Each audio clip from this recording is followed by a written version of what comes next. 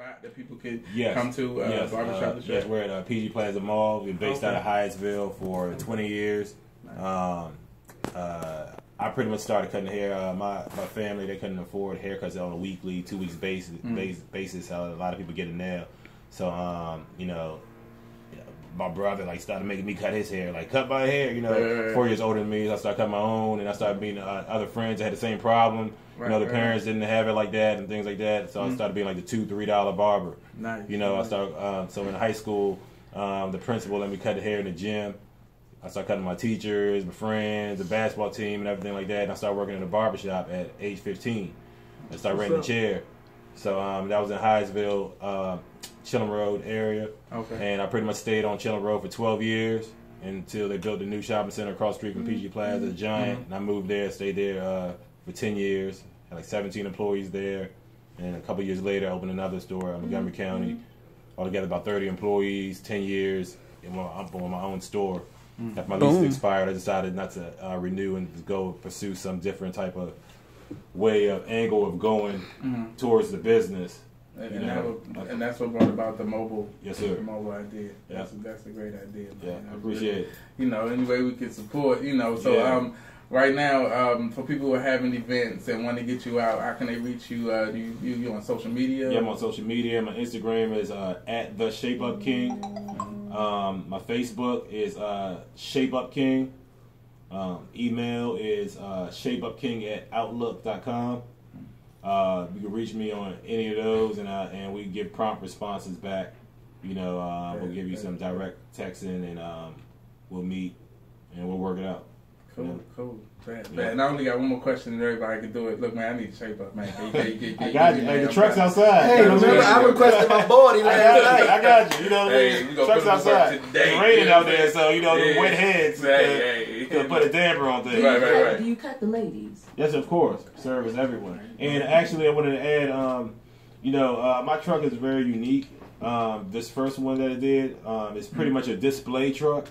Okay. So it can be used in many different forms to market different things, from clubs to any vending application. You know, you can see through the truck. You know, even if it's raining or snowing, you're closed down, but you're still out in the open. Right. So I'll have different talent with me at different times. Sometimes I have a tattoo artist with me. Sometimes I'll have a stylist with me, a loctician. You know what I mean? Maybe even a singer or something like that. You know, we have microphones, things like that. So we're doing community-based services. We're outside, and you know, we have a singer maybe singing, doing her demo or something. Yeah. The backdrop is the barbers cutting hair, or someone doing tattoos or something like that. Cool. And we're just doing events right now and trying to, you know, maximize the time and be around large groups of people. You know. Hey, that's great. Yeah. Like that's. I keep saying that's an ingenious idea. How'd you come up with that idea? Like, what made you come up with that idea? Well, make a long story short, I've been renting spaces. A lot of these stores you see in shopping centers and malls, you know, they rent their space. They have leases. Right. A lot of, you know, regular consumers, they don't know. They think that these businesses own the space. Right. And they don't own the space, you know, from anywhere and all the brands you could think. If you see them in a shopping center, they don't own the space. You know, it's a landlord that owns the whole shopping center.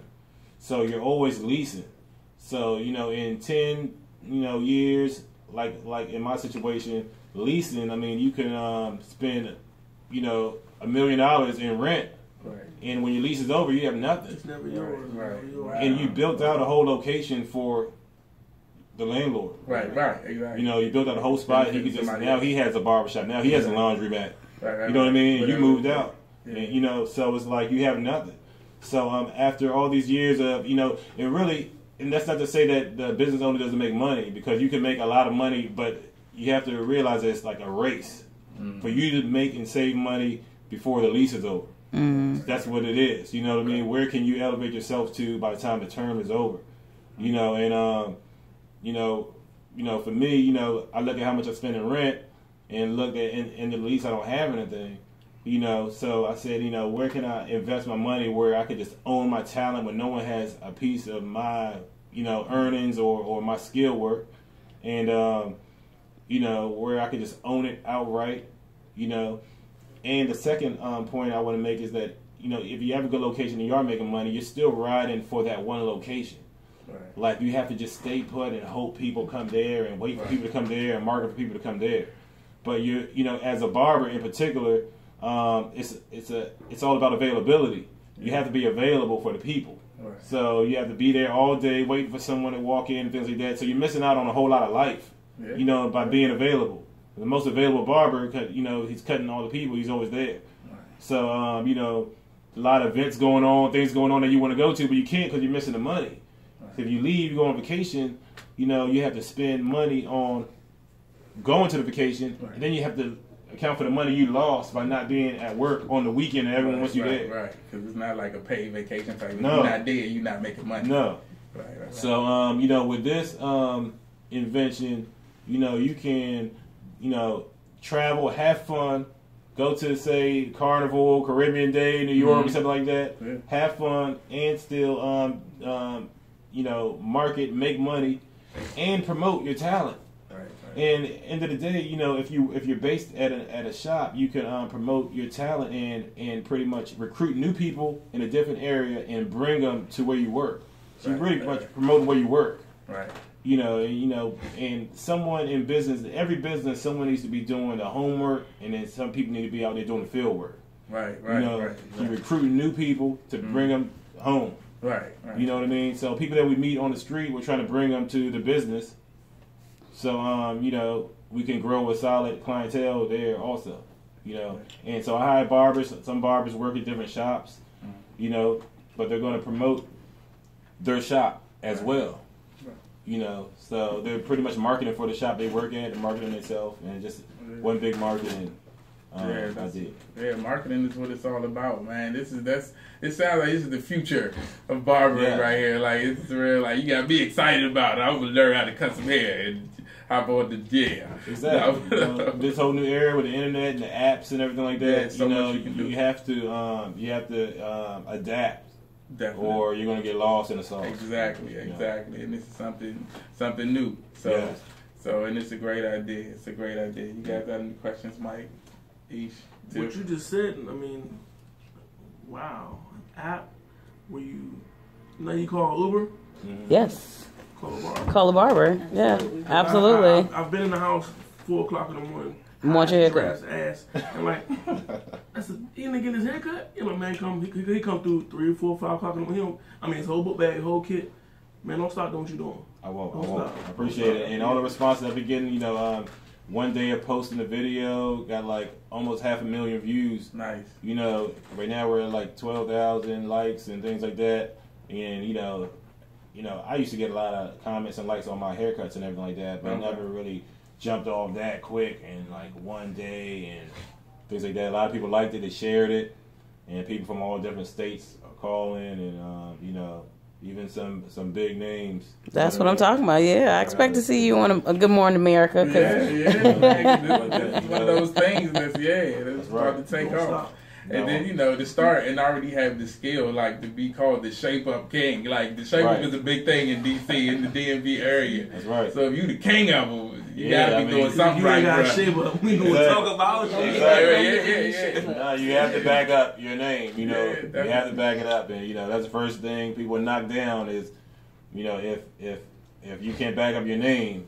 Right. What are you saying? Yeah, who are you? Exactly. Let me ask you, how can young guys and young girls who are interested in getting into the barbershop industry, how can they get in? What are the things that they need to do?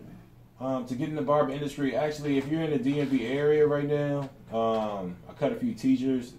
In D.C., they have free barber school in Blue High School, Roosevelt, that's awesome. And maybe another one. I know of those 2 in D.C. As long as you're a D.C. resident, you can actually go there free. Yeah, I had no idea. I would have been a barber a long time ago. No, exactly. I didn't know that it was free though. Yeah, it's free over there. They have adult programs in the evening, 5 o'clock. And they're very good teachers out there. Shout out to everyone in Blue Roosevelt. Cool. And there's schools in Maryland. Most of those you have to pay for. Okay. But I think they do have financial aid for some of them.